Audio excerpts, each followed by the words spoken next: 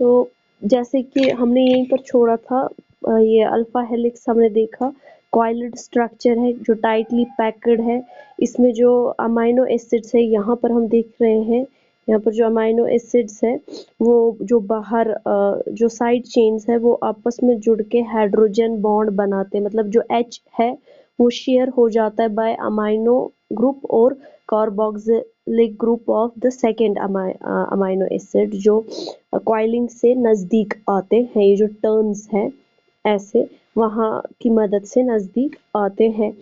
तो हम देखते हैं कि इसमें जो हर एक टर्न है 3.6 अमाइनो एसिड्स प्रेजेंट है, और ये टर्न जो है इसकी लेंथ, अगर इस सर्कुलर लेंथ की ये जो टर्न है ऐसे है, यहाँ से यहाँ तक 3.6 अमाइनो एसिड्स है, और इसकी जब हम लेंथ देखते हैं वो 0.54 नैनोमीटर है।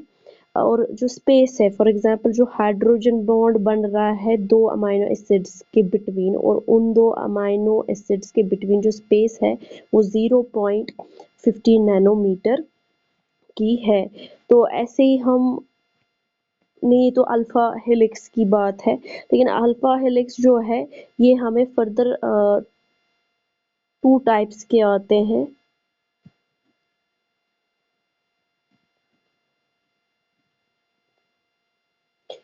जिसको हम राइट हैंडेड हेलिक्स कहते हैं, और लेफ्ट हैंडेड हेलिक्स। अगर हम ये अपना हैंड जैसे कि पिक्चर पे यहाँ पर दिखाकर है वैसे अपना हैंड रखे, जो थंब है थंब की तरफ कॉइल जा रही है, और जो बाकी जो हैंड की फिंगर्स है वो रेस्ट ट्विस्टेड फॉर्म बना रहा है। तो इसीलिए दो तरीके के हैं, एक तो लेफ्ट हेलिक्स में लेफ्ट साइड की तरफ कॉइल हो रही है, और राइट हेलिक्स में राइट साइड की तरफ कॉइल हो रही है। मगर जो राइट हेलिक्स है, अल्फा हेलिक्स है, वो स्टेबल माना जाता है, स्टेबल देन लेफ्ट, क्योंकि लेफ्ट जो है वो आखिरकार कोशिश करता है कि राइट हैंड ही वो हो जाए, क्योंकि इससे प्रोटीन स्ट्रक्चर को मतलब जो राइट हैंडेड अल्फा हेलिक्स है वो वैसा ही रहता है, उसमें कन्फर्मेशन चेंज नहीं होती है। तो हम कह सकते हैं वो स्ट्रक्चर जो है वो स्टेबल है।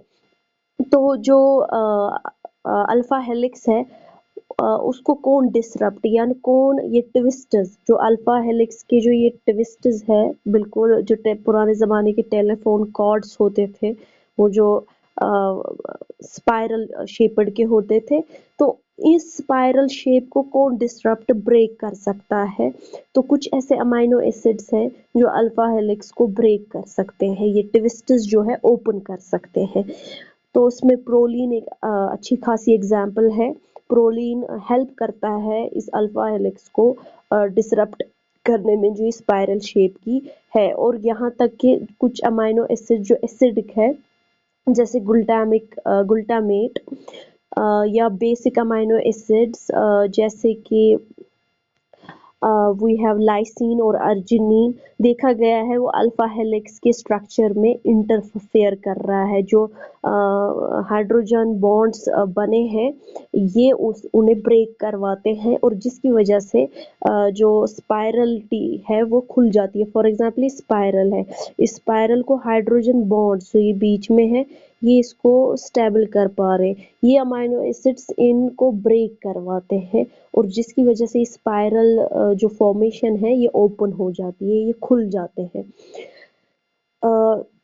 तो ये कुछ इम्पोर्टेंट अमाइनो एसिड्स है जो इसमें ब्रेकिंग ऑफ अल्फा हेलिक्स में हेल्प करते हैं। अब दूसरी टाइप की है जो बीटा प्लेटेड शीट्स है, ये भी सेकेंडरी स्ट्रक्चर है प्रोटीन का, लेकिन इसमें जो है ये शीट्स लाइक बनाता है। ज़रूरी नहीं है कि जो बीटा प्लेटेड शीट्स है वो सिर्फ एक ही पॉलीपेप्टाइड चेन के बने हो, वो दो पॉलीपेप्टाइड चेन के भी बन सकते हैं, 3 पॉलीपेप्टाइड चेन के भी बन सकते हैं, या उससे ज़्यादा भी पॉलीपेप्टाइड चेन के बन सकते हैं। यहाँ जो सेगमेंट्स है वो रिप्रेजेंट करता है पॉलीपेप्टाइड चेन। और जो बीटा शीट्स में जो हाइड्रोजन बॉन्ड बन जाते हैं ये दो तरीके के बनते, एक होता है बीटा में, मानो कि ये एक पॉलीपेप्टाइड चेन है, इसका बीटा प्लेटेड शीट बन रहा है, यानी ये फोल्ड्स होके एक शीट जैसा बना रहा है, तो इसके बिटवीन ही हो रहा है, यानी एक ही पॉलीपेप्टाइड में दूसरे मतलब जो अमाइनो एसिड्स हैं उनके बीच में आपस में हाइड्रोजन बॉन्ड बन रहा है, तब जाके वो शीट लाइक स्ट्रक्चर बनाता है। लेकिन कुछ में नेबरिंग पॉलीपेप्टाइड, यानी दो पॉलीपेप्टाइड्स है, ये एक पॉलीपेप्टाइड है, ये दूसरा, और इसके बिटवीन हाइड्रोजन बॉन्ड्स बन जाते हैं। तो हम इनको कहते हैं इंटरचेन, जो एक ही पॉलीपेप्टाइड चेन के बिटवीन बनाता है, और इंट्रा चेन जो दो डिफरेंट नेबरिंग पॉलीपेप्टाइड चेन के बन जाता है। तो यहाँ पर हम देख सकते हैं जो बीटा प्लेटेड शीट्स है वो हमें दो तरह के आते हैं, एक पर्लर शीट्स और दूसरा एंटी पर्लर बीटा शीट्स। जो एंटी पर्लर बीटा शीट है उसमें हम देखते हैं, अगर यहाँ वाले अमाइनो एसिड चेन है, फॉर एग्जांपल यहाँ पर एक ऐसा बीटा प्लेटेड शीट बना है जिस जो 3 पॉलीपेप्टाइड चेन्स का बना है। यहाँ पर हम देखते हैं, आप ये एंटी पैरेलल क्यों है? द रीजन इज यहाँ पर इसको एन टर्मिनल है, यहाँ एन है, तो यहाँ कार्बोक्सिलिक सी टर्मिनल है, और यहाँ पर फिर यहाँ सी टर्मिनल है, यहाँ पर एन, तो ये एंटी पैरेलल है। हम कह सकते हैं सी जो है ये एंटी पैरेलल टू एन है, यहाँ एन जो है ये एंटी पैरेलल टू सी। तो इसका जो थर्ड है वो भी एंटी पैरेलल, यहाँ एन होगा और यहाँ पर सी होगा। बाकी यहाँ इनके बीच में ये हाइड्रोजन बॉन्डिंग बन रही है, तब जाके ये प्लेट लाइक या शीट लाइक स्ट्रक्चर बना रहा है। ऐसे ही जो पैरेलल शीट्स है उनमें एंटी पैरेलल नहीं होगा, उनमें जो एन है यहाँ पर भी एन है प्रेजेंट, तो यहाँ पर भी एन प्रेजेंट होगा, यहाँ पर भी एन, यानी जो एन टर्मिनल होंगे वो एट द सेम साइड होंगे, और जो कार्बोक्सिलिक सी टर्मिनल जिसको हम कहते हैं वो ऑन द सेम साइड होंगे, उनको हम पैरेलल बीटा शीट्स कहते हैं। लेकिन कुछ बीटा शीट्स ऐसे होते हैं उनमें तो एंटी पैरेलल भी ऐड होते हैं, और हम देखते हैं पैरेलल भी, मतलब दोनों चीजें मिलती है उनमें। वो भी हमने देखा कुछ प्रोटीन स्ट्रक्चर्स में। वहाँ क्या होता है, यहाँ मैं बनाऊंगी, जैसे ये एक है, ये एन टर्मिनल वाला पॉलीपेप्टाइड है, ये सी वाला है, यहाँ पर इसको सी है, यहाँ पर एन है, ये एंटी पैरेलल है। मगर साथ ही में हम देखते हैं यहाँ पर पैरेलल होता है और ऐसे होता है, ऐसे बीटा प्लेटेड शीट्स भी हमें मिलते हैं, और इनके बिटवीन हाइड्रोजन बॉन्ड्स होते हैं जो इनको जोड़ते हैं। तो सेकेंडरी स्ट्रक्चर में हमें अल्फा हेलिक्सेस आते हैं और बीटा हेलिसेस आते हैं, बीटा शीट्स जिनको हम कहते हैं।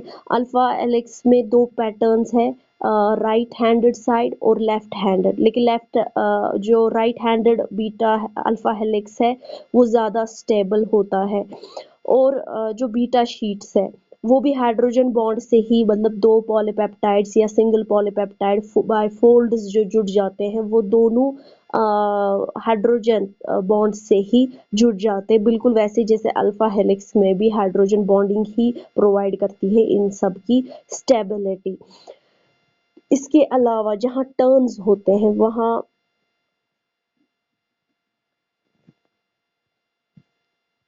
कुछ ऐसे प्रोटीन के स्ट्रक्चर्स होते हैं, जैसे यहाँ पर ये मैं बनाऊंगी एक प्रोटीन स्ट्रक्चर है, तो इसके पास कुछ टर्न्स होते हैं, इनको हम लूप्स कहते हैं। इनको ये जो टर्न्स होते हैं या लूप्स, इनको बीटा बैंड्स भी कहते हैं। ये बीटा बैंड्स जो होते हैं ये भी एक किस्म का सेकेंडरी स्ट्रक्चर आ जाता है। ये क्या हेल्प करता है, ये अल्फा हेलिसेस या बीटा प्लेटेड शीट्स जो भी है उनको टर्न प्रोड्यूस करता है। यहाँ पर जैसे ये बीटा है, इसको यहाँ पर ऐड हो जाएगा बीटा बैंड, जो इसको फोल्डिंग में हेल्प करेगा, फर्दर टर्न्स बनाने में हेल्प करेगा।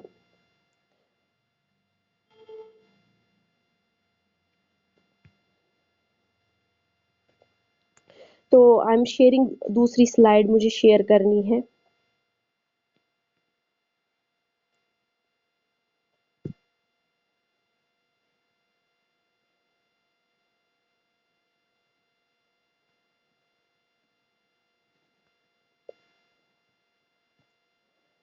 तो हमारा है अब दूसरा टर्शियरी स्ट्रक्चर। क्योंकि हमने प्राइमरी स्ट्रक्चर भी पढ़ा, सेकेंडरी स्ट्रक्चर भी पढ़ा। प्राइमरी स्ट्रक्चर क्या है, फिर से बोलूँगी थोड़ा बहुत। ये जो अमाइनो एसिड्स है आपस में जुड़ते हैं with the help of peptide bond. Peptide bond covalent होता है और पार्शियल डबल बॉन्ड कैरेक्टर रखता है। तो ये सिंपल लीनियर पॉलीपेप्टाइड चेन होती है अमाइनो एसिड्स की। फिर जब इनकी फोल्ड्स या ट्विस्ट्स होते हैं, ये हमें सेकेंडरी स्ट्रक्चर देते हैं, जो जिसकी एग्जांपल हमने अल्फा हेलिक्सेस और बीटा शीट्स की देखी। फिर जो टर्शियरी स्ट्रक्चर है ये 3D डायमेंशंस है, यानी इसमें एक तो प्राइमरी स्ट्रक्चर भी है और वो फर्दर फोल्ड्स बनाकर फर्दर कंफर्मेशन या फोल्ड्स बनाकर कंपैक्ट स्ट्रक्चर देता है और वो बनाता है टर्शियरी स्ट्रक्चर। ये 3D स्ट्रक्चर है। ये जो है ये कंपैक्ट स्ट्रक्चर है। इसमें हाइड्रोफोबिक साइड चेन्स होते हैं जो इनसाइड, लेकिन ये याद रखना ये हाइड्रोफोबिक इंटरेक्शंस कब प्रोटीन में आ जाती है, अगर हम प्रोटीन एक्वस सॉल्यूशन में ऐड करेंगे। देखा गया है अगर प्रोटीन्स को हम एक्वस सॉल्यूशन में ऐड करते हैं तो वहाँ पर खुद ब खुद नेचुरली हाइड्रोफोबिक इंटरेक्शंस प्रोड्यूस होते हैं, क्योंकि जब हमने अमाइनो एसिड्स की क्लासिफिकेशन पढ़ी तब हमने हाइड्रोफोबिक यानी नॉन पोलर अमाइनो एसिड्स की बात की जो वाटर फेयरिंग होते हैं। जब जो ही वो एक्वस सॉल्यूशन में हम प्रोटीन डालते हैं, जो ये नॉन पोलर अमाइनो एसिड्स होते हैं, जो वाटर फेयरिंग अमाइनो एसिड्स होते हैं, तो वो अवे फ्रॉम वाटर कोशिश करते हैं पानी से भागने की, तो इसीलिए वो प्रोटीन स्ट्रक्चर में अंदर inside in the interior side में रह जाते हैं। और जो हाइड्रोफिलिक ग्रुप्स होते हैं जिनको हम पोलर अमाइनो एसिड्स बोलते हैं, वो एक्वस मीडियम में, क्योंकि वो वाटर लविंग होते हैं, तो आउटसाइड द प्रोटीन सरफेस वो बाहर रहते हैं। तो जो इसके अलावा यानी प्रोटीन स्ट्रक्चर में हमने देखा हाइड्रोजन बॉन्ड भी इम्पोर्टेंट रोल प्ले करता है, लेकिन उसके अलावा हाइड्रोफिलिक और हाइड्रोफोबिक इंटरेक्शंस भी हमें स्ट्रक्चर ऑफ प्रोटीन प्रोवाइड करता है। जैसे कि टर्शियरी स्ट्रक्चर में देखा कि हाइड्रोफोबिक जो इंटरेक्शंस है वो इनसाइड द प्रोटीन स्ट्रक्चर होती हैं, और जो हाइड्रोफिलिक इंटरेक्शंस बन जाती है वो हाँ आउटसाइड द सरफेस प्रोटीन पे बन जाती है। इसके अलावा हाइड्रोजन बॉन्ड वो पता ही है हमें कि H जो है वो शेयर हो जाता है बाय अमाइनो ग्रुप, और जो कार्बोक्सिलिक ग्रुप का ऑक्सीजन है उसके बिटवीन बन जाता है ये हाइड्रोजन बॉन्ड। ये भी वीक है, नॉन कोवलेंट बॉन्ड है। और डाइसल्फाइड बॉन्ड्स भी इम्पोर्टेंट रोल प्ले करते हैं टर्शियरी स्ट्रक्चर को बनाने में। ये mostly sulphur containing amino acids के बिटवीन हो जाता है, यानी प्रोटीन स्ट्रक्चर में हमें सल्फर अमाइनो एसिड्स भी प्रेजेंट होते हैं जो एसएस बॉन्ड देते हैं। और आयोनिक इंटरेक्शन जो होती है इसको इलेक्ट्रोस्टैटिक बॉन्ड्स भी हम कहते हैं। ये आयोनिक इंटरेक्शन पॉसिबल होती है जो charges due two charges on amino acid, positive charged amino acid, negatively charged amino acids के बिटवीन। हाँ, अगर ये नो नेट चार्ज कब होता है, अगर ये जो पॉजिटिव चार्ज और नेगेटिव चार्जेस इक्वल नंबर में होंगे तो ये न्यूट्रल बन जाएगा। लेकिन यहाँ पर मतलब पॉजिटिव चार्ज और नेगेटिवली चार्जड अमाइनो एसिड जो है वो एक आयोनिक इंटरेक्शन प्रोड्यूस करते हैं, उसकी वजह से भी टर्शियरी स्ट्रक्चर स्टेबल रहता है। तो ये चीज़ें hydrogen bond, disulphide bond, ionic interactions और हाइड्रोफोबिक इंटरेक्शंस और हाइड्रोफिलिक भी हम ऐड कर सकते हैं। ये हमें टर्शियरी स्ट्रक्चर को बनाने में अहम रोल प्ले करते हैं। और इतना ही नहीं, इसमें कोवलेंट बॉन्ड की अगर बात करेंगे टर्शियरी स्ट्रक्चर में, वो पेप्टाइड बॉन्ड है और डाइसल्फाइड बॉन्ड है। और अगर नॉन कोवलेंट यानी जो वीक होते हैं उनकी बात करेंगे, वो इसमें हाइड्रोजन बॉन्ड है, आयोनिक इंटरेक्शंस है, हाइड्रोफोबिक भी वीक में आता है, या वंडरवॉल फोर्सेस वो हमें आगे देखना है। वंडरवॉल फोर्सेस जो वंडरवॉल्स बॉन्ड जिसको कहते हैं, वो कहाँ पर बनता है, जहाँ पर चार्ज नहीं होता है तो वहाँ पर एक रिएक्शन बनती है। असल में जो कंपाउंड्स की अपनी पोलैरिटी होती है डाइपोलर की वजह से, क्योंकि नो नेट चार्ज में क्या होता है, जहाँ नो नेट चार्ज है यानी वो डाइपोलर होते हैं, उसकी वजह से वंडरवॉल इंटरेक्शंस जो बिटवीन द कंपाउंड्स वो एक्टिव हो जाता है। जो टर्म डोमेन है, ये आप याद रखें कि हम प्रोटीन टर्शियरी स्ट्रक्चर्स की जब हम बात करते हैं, हम डोमेन्स की बात करते हैं। डोमेन्स जो है ये टर्शियरी प्रोटीन स्ट्रक्चर का बेसिक यूनिट माना जाता है, जिसकी अपनी फंक्शन होती है। हम कह सकते हैं कि that domain is a basic unit of tertiary protein structure. तो फिर हमें आता है क्वाटरनरी स्ट्रक्चर। ये फर्दर फोल्ड्स यानी इसमें क्वाटरनरी स्ट्रक्चर में हमें टर्शियरी स्ट्रक्चर भी मौजूद आता है। जैसे टर्शियरी स्ट्रक्चर में हमें प्राइमरी स्ट्रक्चर भी मिलता है, ट्विस्ट्स है, फिर उनको फर्दर कंपैक्टिंग फोल्ड्स हो जाते हैं। और क्वाटरनरी स्ट्रक्चर मैं कह सकती हूँ कि 3 या 4 टर्शियरी स्ट्रक्चर्स आपस में मिलके एक क्वाटरनरी स्ट्रक्चर्ड प्रोटीन बनाते हैं। कुछ प्रोटीन्स के पास दो दो से ज़ायद पॉलीपेप्टाइड चेन्स होते हैं, वो हमने देखा। और जो ये प्रोटीन जिनके पास ये बहुत मोर नंबर ऑफ पॉलीपेप्टाइड चेन्स मतलब होते हैं, उनको हम ओलिगोमर्स कहते हैं, जो कंसिस्ट करते हैं मतलब 4 5 6 यहाँ तक कि 7। हमें पता है ओलिगोमर का मतलब है अप टू 12 और अप टू 10 सब यूनिट्स कंसिस्ट करते, वो बनाते हैं हमें ओलिगोमर्स। तो इन प्रोटीन्स को हम ओलिगोमर्स कहते हैं, और ये क्वाटरनरी स्ट्रक्चर में आता है। और जो ये इंडिविजुअल चेन्स होते हैं, अगर एक ही पॉलीपेप्टाइड चेन का क्वाटरनरी स्ट्रक्चर है, मतलब एक क्वाटरनरी प्रोटीन है, उसका जो इंडिविजुअल चेन निकलेगा, क्योंकि क्वाटरनरी स्ट्रक्चर 4-5 इन पॉलीपेप्टाइड चेन्स का बना होता है, उसमें जो एक चेन निकलेगी उसको हम मोनोमर कहेंगे या प्रोटोमर या वन सब यूनिट कहेंगे। हमने जो डाइमर प्रोटीन होते हैं, ये क्वाटरनरी स्ट्रक्चर्स, इनमें 2 पॉलीपेप्टाइड चेन्स यानी डाइमर, डाई मीन्स 2, वहां से आता है। और जो टेट्रामर है, उनके पास 4 पॉलीपेप्टाइड चेन्स होते हैं। जैसे कि हमने प्रीवियस स्लाइड में देखा, क्वाटरनरी स्ट्रक्चर्स अगर देखा, मानो कि ये एक टर्शियरी प्रोटीन है और ये दूसरा टर्शियरी प्रोटीन है, ये आपस में जुड़े होते हैं। स्ट्रक्चर्ड प्रोटीन्स ये आपस में जब जुड़ जाते हैं, ये एक क्वाटरनरी स्ट्रक्चर हमें देते हैं। टर्शियरी ऑलरेडी 3 डायमेंशनल है, वो भी कंसिस्ट करता है प्राइमरी स्ट्रक्चर, उन्हीं से बना होता है। Now bonds. अब हमें देखने हैं कि क्वाटरनरी स्ट्रक्चर, जैसे टर्शियरी में हमने बॉन्ड्स देखे, लगभग यहाँ पर क्वाटरनरी स्ट्रक्चर को भी वैसे ही बॉन्ड्स है, जो ये मोनोमेरिक सब यूनिट्स हैं, पॉलीसेकेराइड यूनिट्स आपस में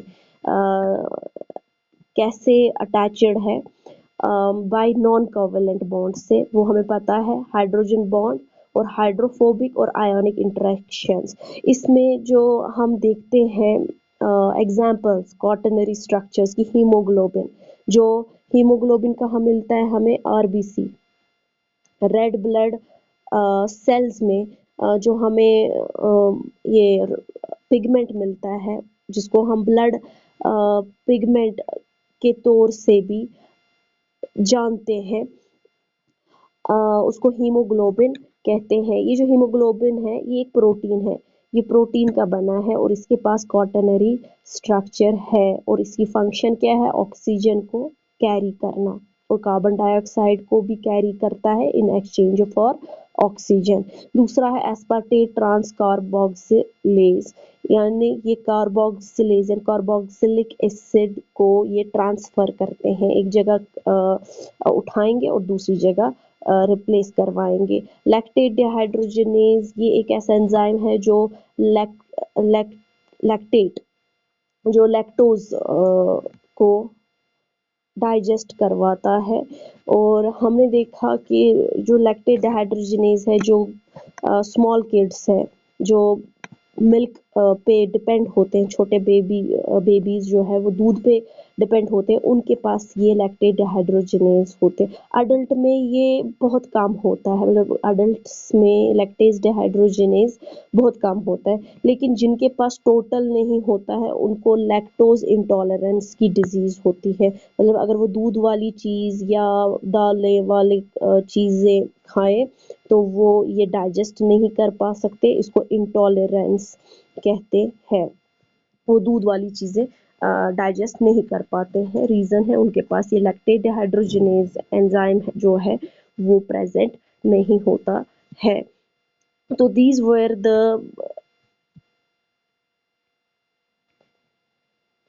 यस नाउ ये प्रोटीन स्ट्रक्चर किन चीज़ों से स्टेबलाइज अब ओवरऑल है, मतलब हमने क्लासिफिकेशन पढ़ी प्रोटीन्स की, वो देखा हमने प्राइमरी है, सेकेंडरी है and we have a tertiary, और द फोर्थ लेवल है क्वाटरनरी।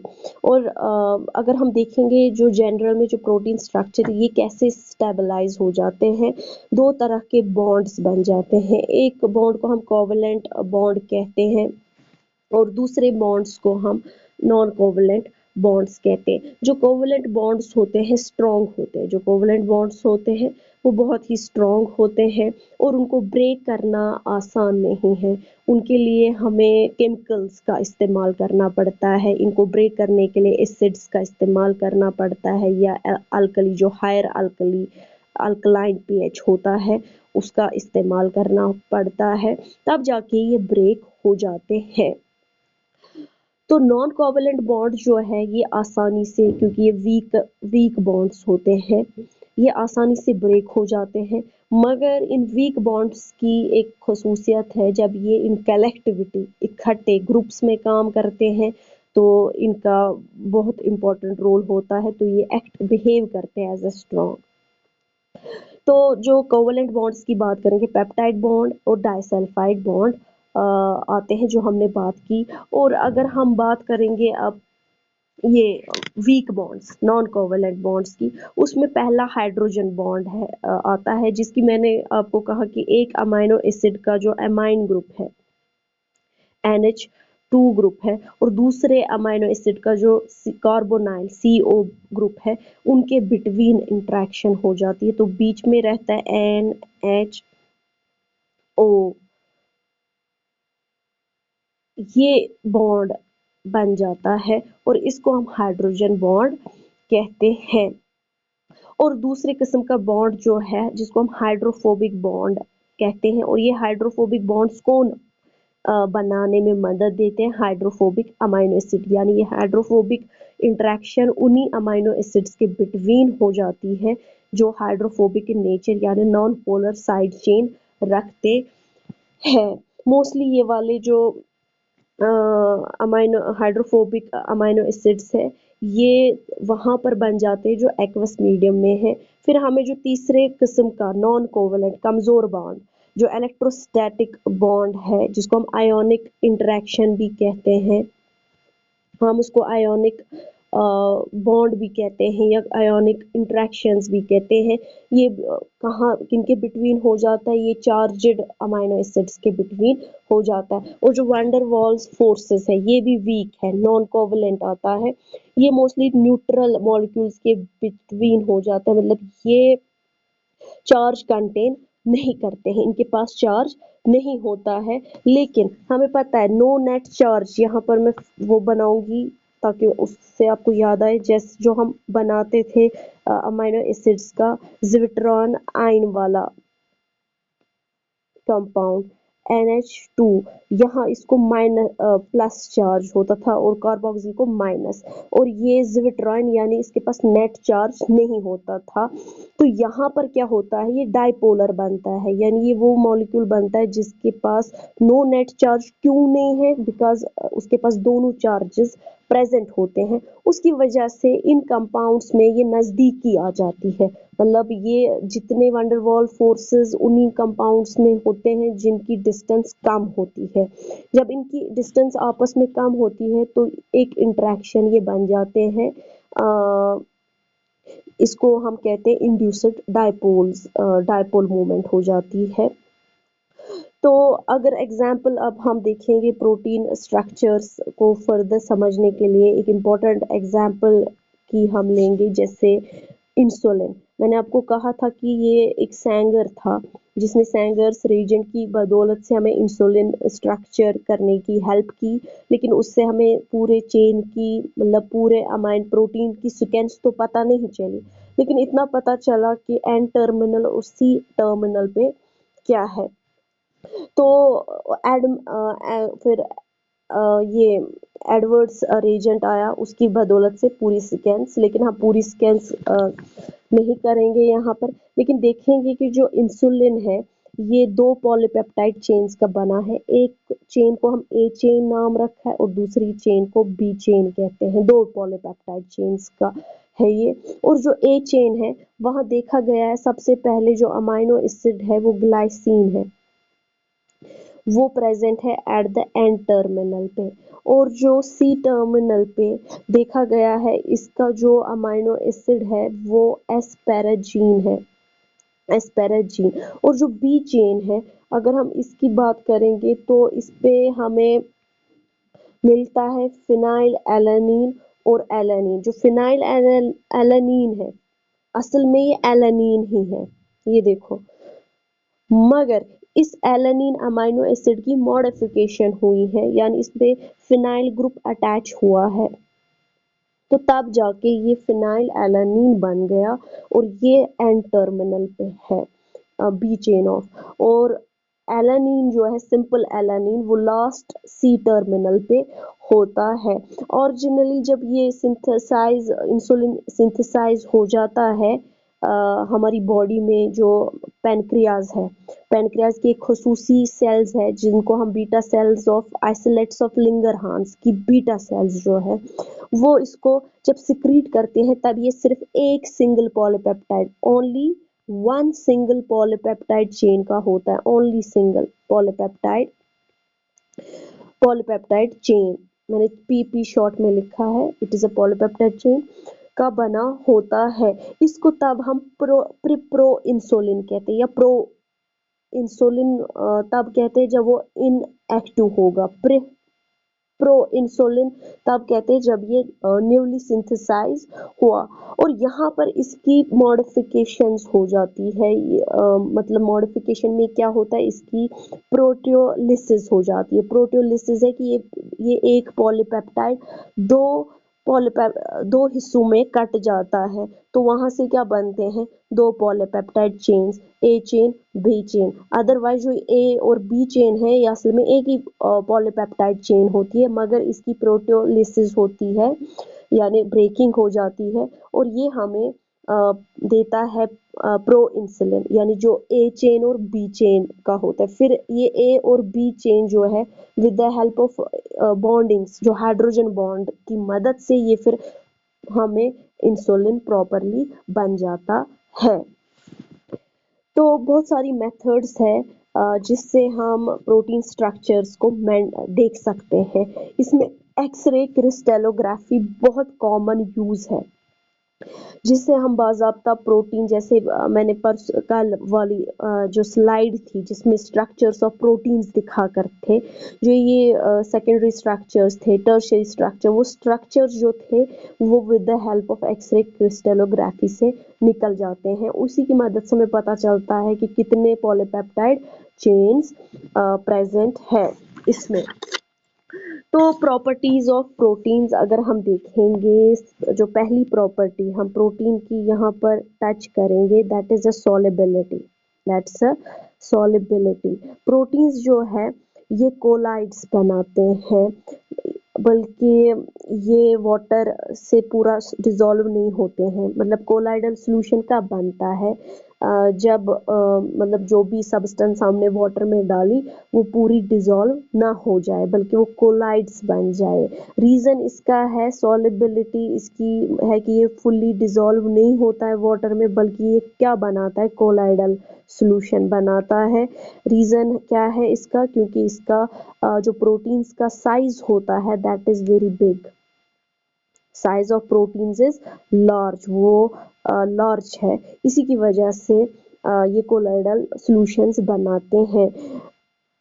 जो मॉलिक्यूलर वेट है, डिफरेंट टाइप्स ऑफ प्रोटीन्स के पास डिफरेंट मॉलिक्यूलर वेट्स होते हैं। ये किस पे डिपेंड होता है कि उसके पास कितने अमाइनो एसिड रेजिड्यूज प्रेजेंट होते हैं। हमने देखा जो पॉलीपेप्टाइड चेन जिसमें 50 से ऊपर अमाइनो एसिड्स प्रेजेंट हो, वो क्या होता है, वो प्रोटीन कहलाया जाता है, कि वो फंक्शन करता है एज अ प्रोटीन। देखा गया है कि तो इसीलिए डिफरेंट जितना जितना अमाइनो एसिड इनमें प्रेजेंट होगा उतना उतना मॉलिक्यूलर वेट होता है। जो हमने कुछ प्रोटीन्स देखे वो 40 अमाइनो एसिड्स के होते हैं, और कुछ तो 4000 अमाइनो एसिड के भी बने होते हैं। तो उनका जो मॉलिक्यूलर वेट है वो रेंज करता है 4000 टू 44,000 तक इनका मॉलिक्यूलर वेट, यानी 4000 मॉलिक्यूलर वेट किसका है, उसका जिसके पास 40 अमाइनो एसिड्स है सिर्फ। जस्ट इमेजिन 40 अमाइनो एसिड को हमें मॉलिक्यूलर वेट 4000 बन जाता है। तो अगर हम देखते हैं कि इंसुलिन का मॉलिक्यूलर वेट जो है, इंसुलिन में दो चेन्स होती है, एक ए चेन और बी चेन। उसका मॉलिक्यूलर वेट हमें 5700 है, 5700 मॉलिक्यूलर वेट है इसका। यूनिट हम सीधे MW लिखते हैं, मॉलिक्यूलर यानी मास इसका इतना है, total mass of amino acid. यानी इसमें 51 लगभग अमाइनो एसिड्स प्रेजेंट होते हैं पॉलीपेप्टाइड चेन में, जो फिर ब्रेक होकर दो ए और बी बनवाता है। मायोग्लोबिन जो है ये मसल में प्रेजेंट होता है, मसल प्रोटीन इसको कहते हैं मायोग्लोबिन। इसका अगर मॉलिक्यूलर वेट हम देखते हैं वो 1700 है। और हीमोग्लोबिन का देखते हैं, ये क्वाटरनरी स्ट्रक्चर है। हीमोग्लोबिन का स्ट्रक्चर कौन सा वाला है, क्वाटरनरी प्रोटीन स्ट्रक्चर है हीमोग्लोबिन। तो इसका सबसे ज्यादा मॉलिक्यूलर वेट हमें निकलता है 450,000 मॉलिक्यूलर वेट है।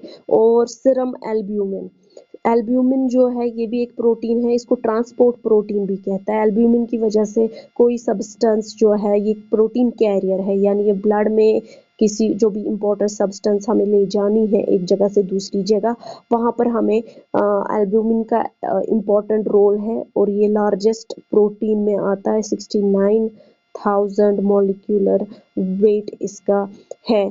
तो हमने देखा जो हीमोग्लोबिन और एल्ब्यूमिन है, they are the large protein molecules and are very important, क्योंकि दोनों का काम इम्पोर्टेंट है। हीमोग्लोबिन क्या कैरी करता है, ऑक्सीजन, वाइल एज एल्ब्यूमिन है ये हार्मोन्स और बाकी यूजफुल सब्सटेंसेस को कैरी करते हैं। अब इनका आइसोइलेक्ट्रिक पीएच, क्योंकि प्रोटीन्स अमाइनो एसिड के बने हैं तो इनका भी पीएच बिल्कुल वैसा ही है। अब है कि किस टाइप के अमाइनो एसिड्स एक प्रोटीन में बन जाता है। अगर इसके पास एसिडिक अमाइनो एसिड्स की क्वांटिटी ज़्यादा है तो इसका पीएच एसिडिक होगा। अगर इस प्रोटीन का कोई भी प्रोटीन हम लें जिसमें बेसिक अमाइनो एसिड्स की क्वांटिटी ज़्यादा होगी तो वो बेसिक प्रोटीन होगा। तो हम देखते हैं जैसे पेप्सिन है, पेप्सिन एक प्रोटीन है। पेप्सिन डाइजेस्टिव एंजाइम है फॉर प्रोटीन ड्यूरिंग डाइजेशन, जो ह्यूमन प्रोसेसेस में होता है। और पेप्सिन स्टोमक में एक्टिव हो जाता है और स्टोमक का पीएच 2 होता है। जो म्यादे का पीएच होता है वो 2 होता है एसिडिक, किसकी वजह से, HCl की वजह से। एच हाइड्रोक्लोरिक एसिड को कौन रिलीज करता है स्टोमक में, एक किस्म की सेल होती है जिसको पायराइटल, हालांकि 10th 11th में आप लोगों ने डाइजेशन पढ़ा होगा, तो भी आई विल हेल्प इन रिकैप्चुलेशन। यहाँ पर जो HCl है वो पायराइटल सेल्स रिलीज करते हैं।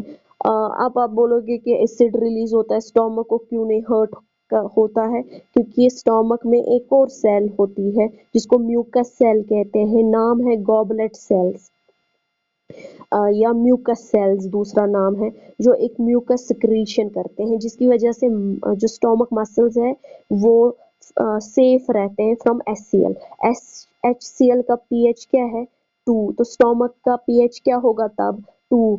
तो पेप्सिन जो है वो इसी पीएच में हमने देखा उनका आइसो इलेक्ट्रिक जो पीएच है वो 1.1 है, यानी स्टोमक में वो तभी एक्टिव होता है जब एसिडिक मीडियम हो, और इसका आइसो इलेक्ट्रिक पॉइंट जो पेप्सिन का है वो 1.1 है।